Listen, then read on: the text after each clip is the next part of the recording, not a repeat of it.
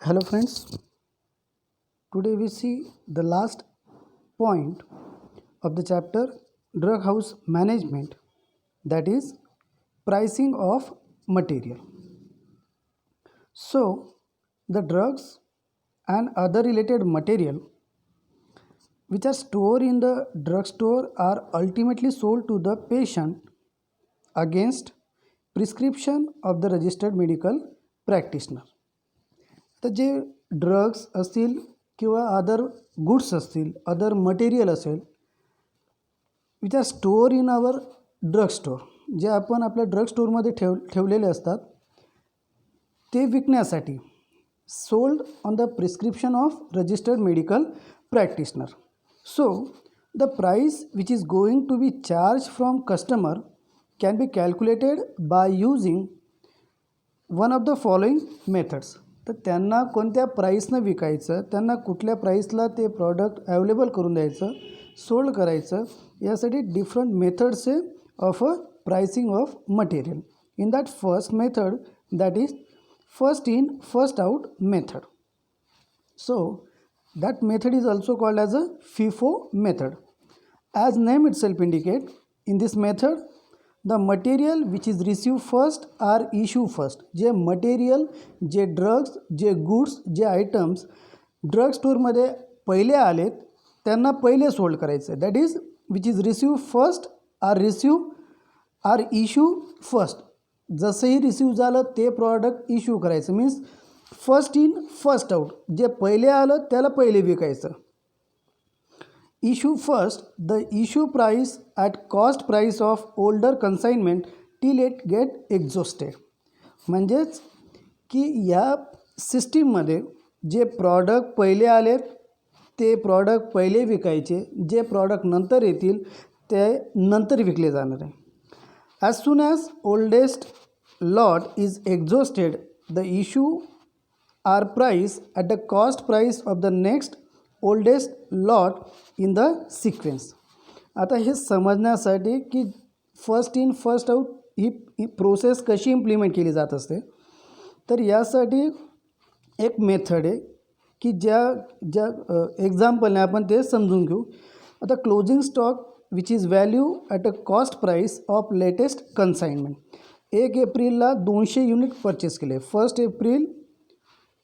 On 1st April 20 units are purchased at ₹50 per unit. 1 एप्रिलला 200 unit purchase केलेले आहेत ₹50 per unit प्रमाणे. तसंच 5 एप्रिलला सुद्धा 200 युनिट परचेस केलेले आहेत.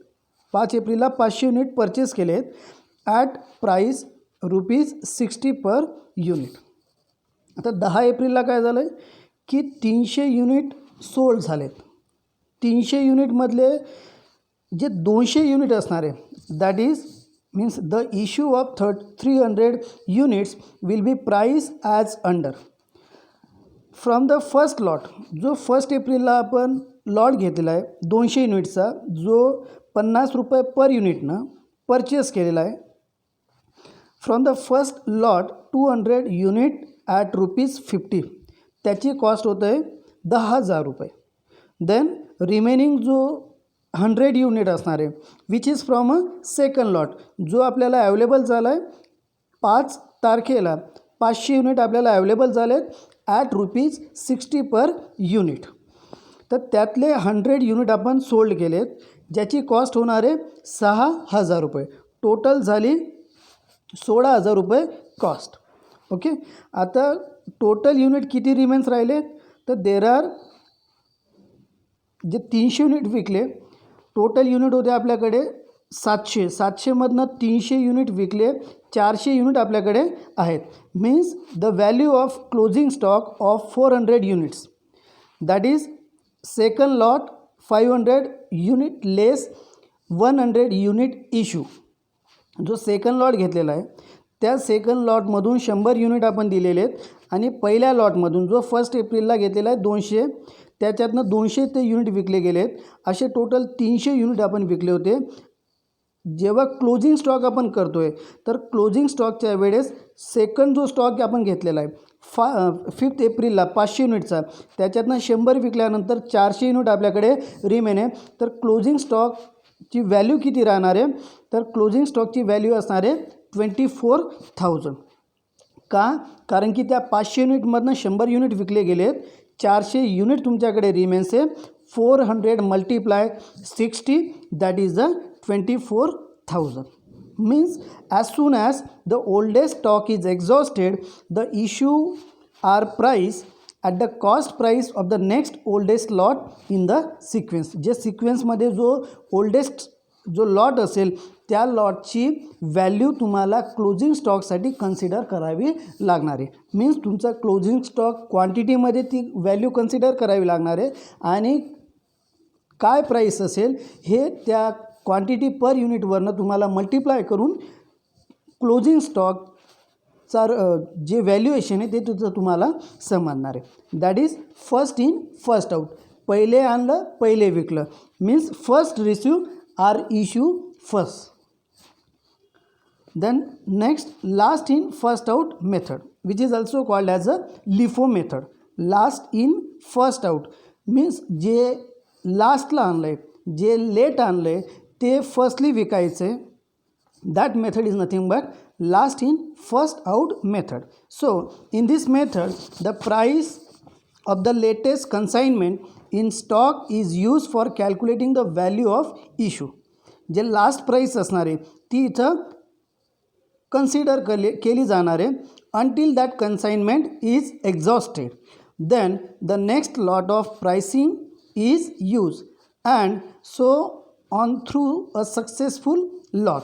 फॉर एक्झाम्पल आता इथे एक एक्झाम्पल दिलं आहे. लास्ट इन फर्स्ट आउट मेथडमध्ये काय होणार आहे की जे प्रॉडक्ट लास्टला घेतले ते प्रॉडक्ट आपण अगोदर विकणार आहे. आता इथे एक्झाम्पल दिलं आहे 1 एप्रिलला 500 युनिट्स परचेस केले ॲट ₹50. एका युनिटची कॉस्ट आहे तिथं ₹50. 5 एप्रिलला आपण 300 युनिट परचेस केले ॲट ₹60.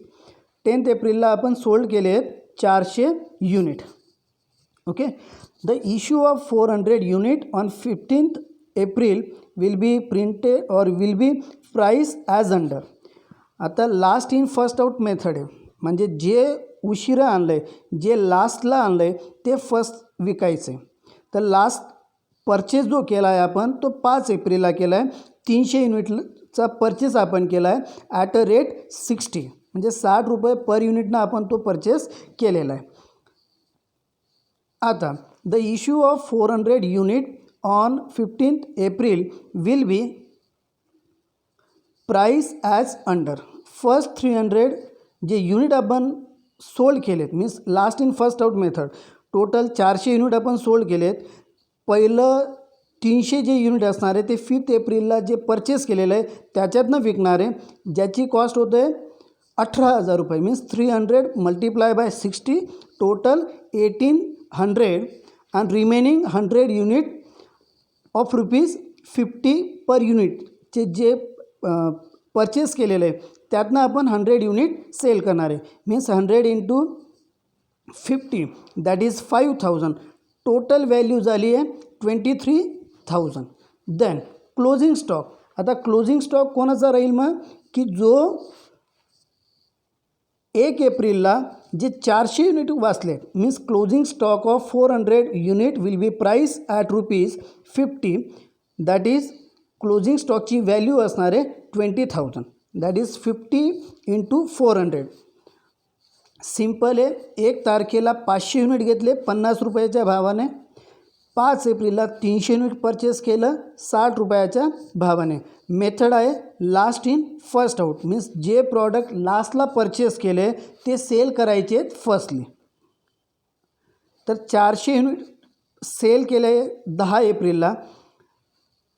तर ते 400 युनिटमधले 300 युनिट जे लास्टली आपण परचेस केले that is on a 5th April त्यातनं 300 युनिट घेणार आहेत आणि 1 एप्रिलला जे परचेस केलेलं आहे त्यातनं 100 युनिट घेणार आहे. असे टोटल 400 युनिट आपण सेल केलेले आहेत. त्या 400 युनिटची जी व्हॅल्यू होणार आहे ती 23,000 होणार आहे. आणि क्लोजिंग स्टॉक जो असणार आहे क्लोजिंग स्टॉकची जी व्हॅल्युएशन असणार आहे that valuation is nothing but 20,000. हे व्हॅल्युएशन कसं आलं कारण की 1 एप्रिलचा जो स्टॉक आणलेला आहे 500 युनिटचा त्याच्यातनं 100 युनिट सेल झालेले आहेत त्याच्यात उरले 400 युनिट ज्याची प्राईस पर युनिट 50 रुपीज आहे. 400 इंटू 50 रुपीज 20,000 हे झालं क्लोजिंग स्टॉकची प्राईस, क्लोजिंग स्टॉकचं value. That is last in first out method. जे प्रॉडक्ट लेट आणलं, जे प्रॉडक्ट लास्ट आणलं त्याला अगोदर विकायचं आहे त्या किमतीमध्ये. Then next average cost method. आता ॲव्हरेज कॉस्ट मेथडमध्ये असं असणार आहे की त्या प्रॉडक्ट्सची, जे प्रॉडक्ट आपण ड्रग स्टोअरमध्ये आणतो आहे, जे प्रॉडक्ट आपण आपल्या मेडिकलमध्ये आणतो आहे, त्यांचं एक ॲव्हरेज काढून ते प्रॉडक्ट सेल करायचे. That is the average cost method. आता सपोज की थोडक्यात एक प्रॉडक्ट 10 रुपयाला आणलं, एक प्रॉडक्ट 9 रुपये आणलं, मीन्स सेम प्रॉडक्ट एकच्या वेळेस 10 रुपये त्याची कॉस्ट होती, सेकंड टाईम परचेस केलं त्यावेळेस कॉस्ट होती त्याची 9 रुपये. टाईमला जेव्हा आपण ॲव्हरेज कॉस्ट काढणार आहे, in that average cost 9.50 rupees ही झाली त्याची ॲव्हरेज कॉस्ट. मीन्स ज्या वेळेस परचेस केलं, ॲव्हरेज कॉस्ट ऑफ 2 सक्सेसिव्ह परचेसचं काढून ती ॲव्हरेज कॉस्ट ही त्या प्रॉडक्टला, त्या गुड्सला दिली जाणार आहे. That is the average cost method. So in this method, when a new stock of goods is received, the total value of goods in stock is divided by the total quantity in the hand and this will give a average price. Means when you purchase the goods and that remaining goods are in your hand, both quantity are total and divide by 2. Whatever price is available, that price is nothing but a average price. Means when a new stock of goods is received, the total value of goods in a stock is divided by the total quantity in the hand and this will give a average price or average cost for that material. This is nothing but a average cost. So all issue of goods will be made at this price unit. A new price will be calculated. This method has an advantage when a new price will be calculated. So it is noted that instead of a simple average, when only unit cost is considered for calculating the average cost to be charged to be issued, the weighted average cost can also be used. Means under the weighted average cost along with the unit cost, the quantity of unit also consider. Means जेव्हा आपण average काढत असतो तर average काढत असताना cost as well as the weight or the quantity are also to be average. म्हणजे नुसतं quantity average केली जाणार नाही तर वेटसुद्धा ॲव्हरेज केलं जाईल. जर वेटमध्ये अवेलेबल असेल तर, क्वांटिटीमध्ये अवेलेबल असेल तर क्वांटिटीमध्ये त्याचा ॲव्हरेज काढला जाईल, किंवा कॉस्टमध्ये सुद्धा त्याचं average cost of that product ही आपण कॅल्क्युलेट करणार आहे. मीन्स जसं प्रॉडक्ट आलं त्याची क्वांटिटी असेल ॲज वेल ॲज इनडायरेक्टली त्याच्या कॉस्टमध्ये सुद्धा आपण ॲव्हरेज काढणार आहे. For example, the following 2 lots are purchase during April 2015. आता एक लॉट परचेस केला आहे 100 युनिट्सचा ॲट ₹100. सेकंड लॉट परचेस केला आहे 5,000 युनिट ॲट ₹80. ॲव्हरेज असणार आहे त्याचा. Means 100 + 80 divide by 2 that is the 90. Then जे वेट असणार आहे that is a quantity. Here weight is nothing but that quantity.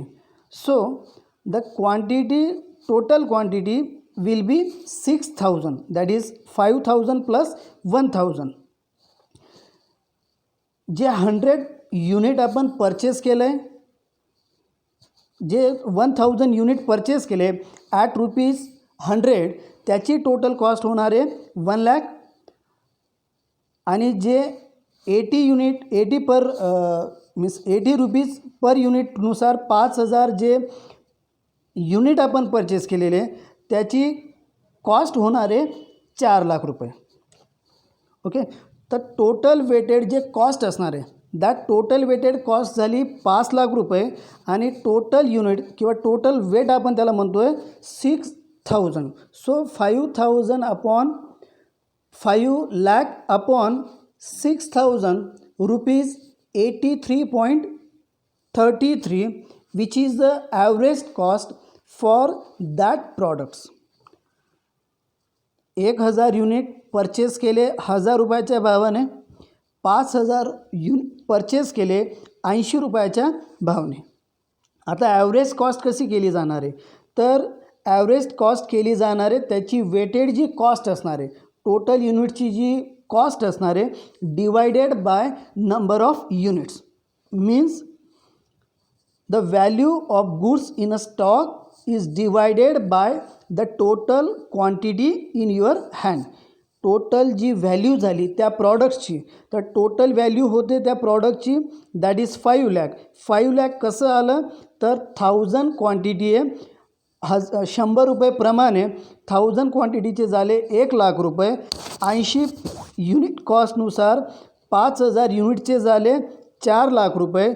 असे टोटल 5,00,000 रुपये वेटेड कॉस्ट झाली किंवा त्या प्रॉडक्टची ती कॉस्ट झाली. टोटल ॲव्हरेज कॉस्ट जी असणार आहे 5,00,000 divided by 6,000 means 5,00,000 divided by 6,000 average cost will be 83.33. that is the average cost method means average cost of that product will be calculated for pricing that goods, for pricing that material. Then replacement price method.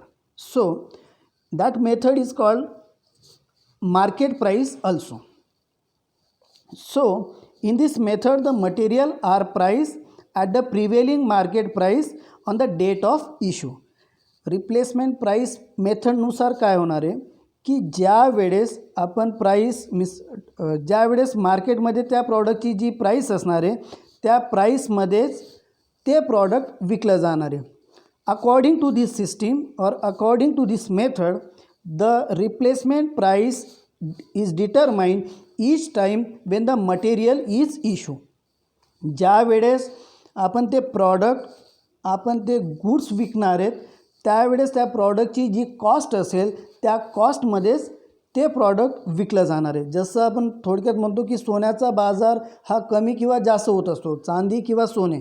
तर सोने चांदीचा बाजार ज्या वेळेस जी cost असेल त्या कॉस्टमध्ये ते प्रॉडक्ट विकले जात असतात. सेम वे रिप्लेसमेंट प्राईसमध्ये असतं की replacement price is determined each time when the material is issue. ज्या वेळेस जो भाव असेल जो रेट असेल त्या रेटमध्ये ते प्रॉडक्ट हे सेल केलं जाणार आहे. The main advantage of this method is that it consider the current market price which is more significant for the purpose of pricing policies. तर या मेथडनुसार किंवा एक मेथडचा ॲडव्हान्टेज आहे की current market price is more significant म्हणजे चांगली असणार आहे for the purpose of pricing policies. ज्या वेळेस जो भाव असेल त्या भावामध्ये त्या रेटमध्ये ते प्रॉडक्ट विकलं जाणार आहे that is nothing but replacement price method. Then inflated price method.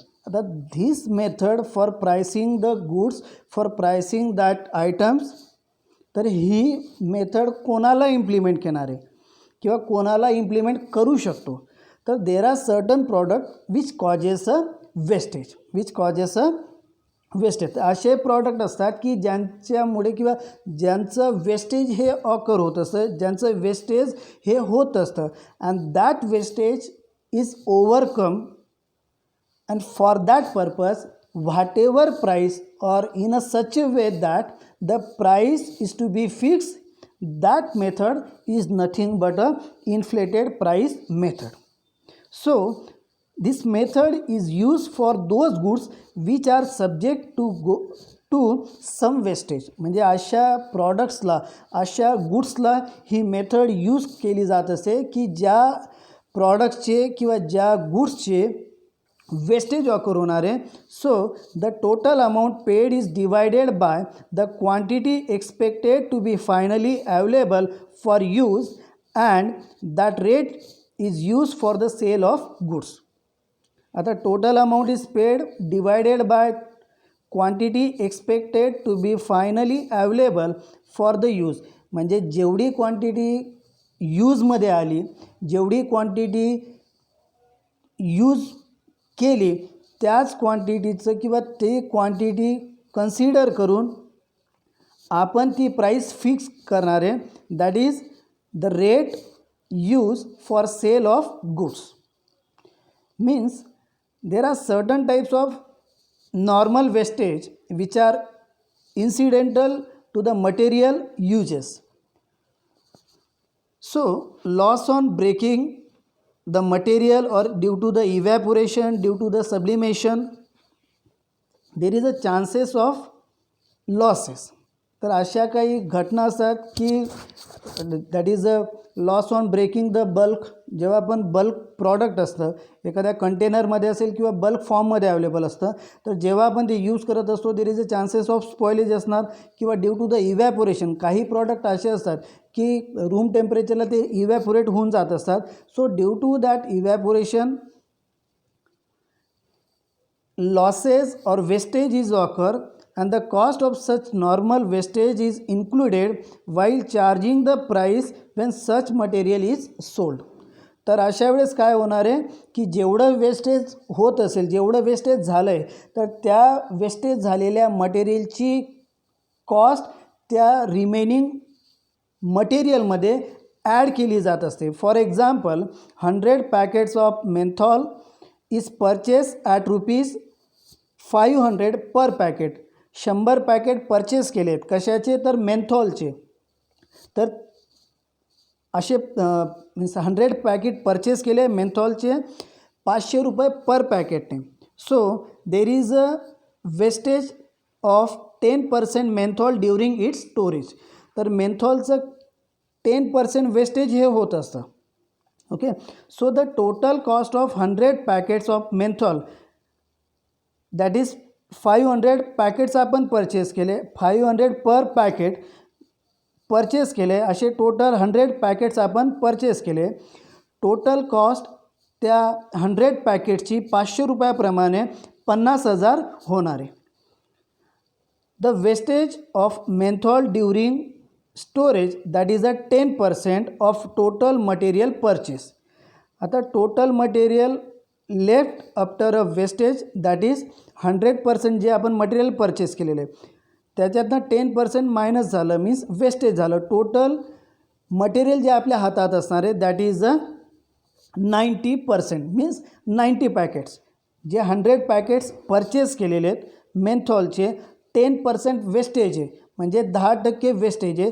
That is a total amount जी रिमेन्स राहणार आहे which is a 90%, that is a 90 packets.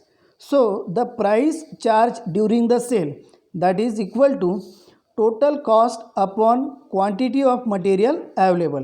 तर टोटल कॉस्ट आपली होती ₹50,000 आणि टोटल मटेरियल जे आपल्याला अवेलेबल झालं आहे that is a 90%, that is a 90 packets. So the revise price of that packet that is 555.55 555.55 एवढी त्या एका पॅकेटची कॉस्ट राहणार आहे.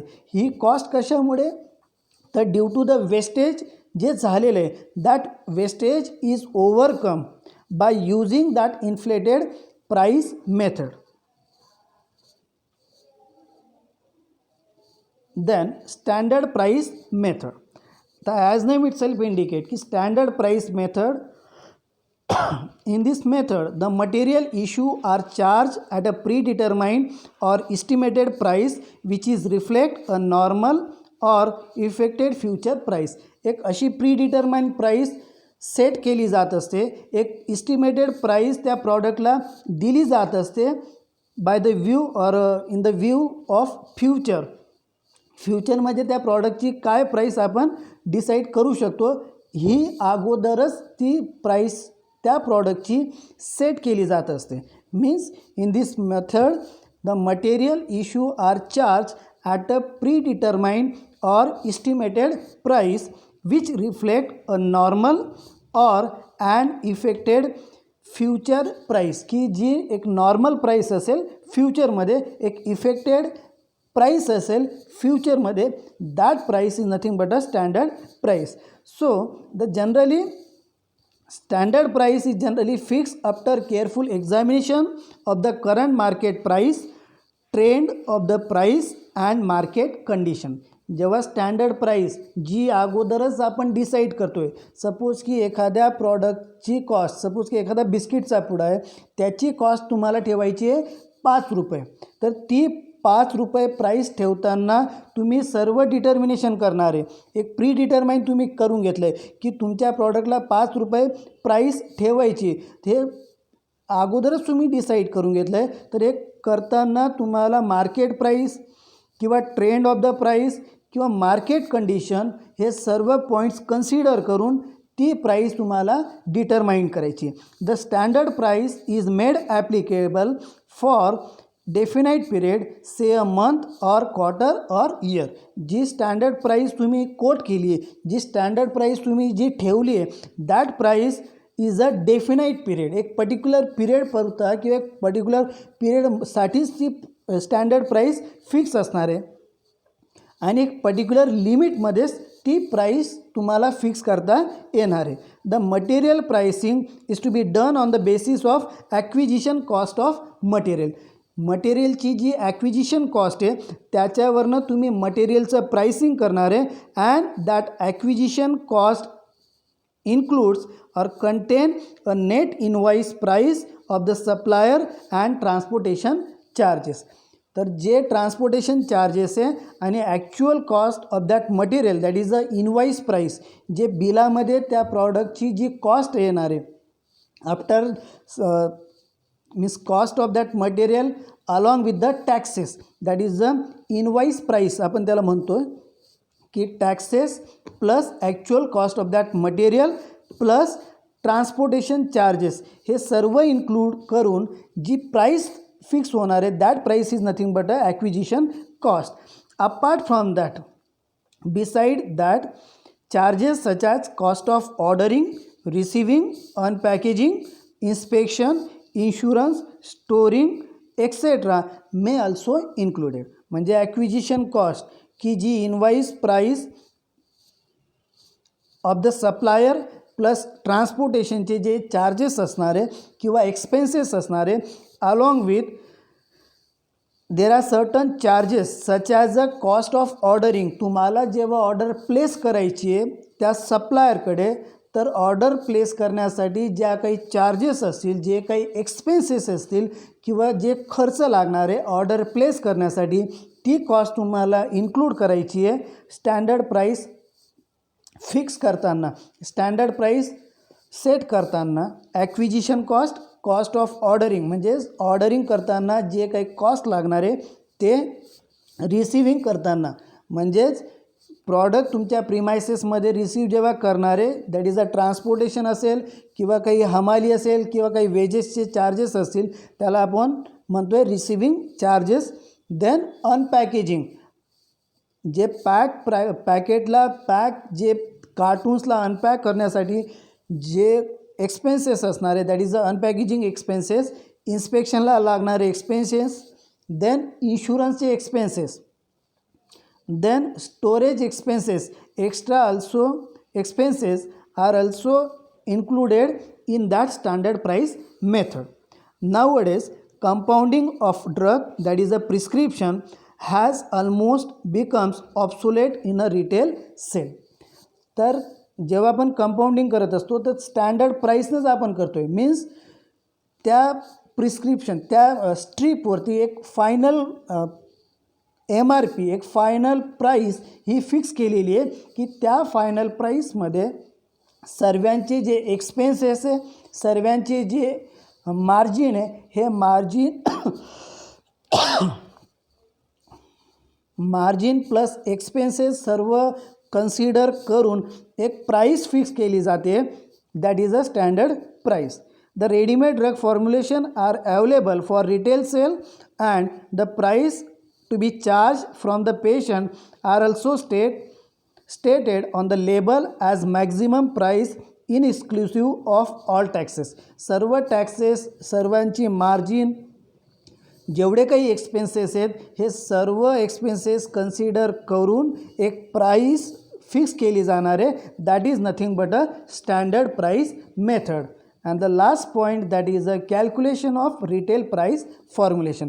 जे रिटेल प्राईस आपण कशी फिक्स करणार आहे एखाद्या प्रॉडक्टला, एखाद्या गुड्सला, तर हे retail price for that drug fix केली जाणार आहे by government in accordance with the following formula. तर एक फॉर्म्युला तिथं दिलेला आहे, त्या फॉर्म्युल्यानुसार retail price of the formulation हे आपण कॅल्क्युलेट करतो. फॉर्म्युला आहे RP is equal to, RP is nothing but retail price is equal to in bracket MC that is a material cost plus CC that is a conversion cost plus PM that is the packaging material plus PC that is packaging charges in bracket into 1 plus MAP that is maximum allowable post manufacturing expenses upon 100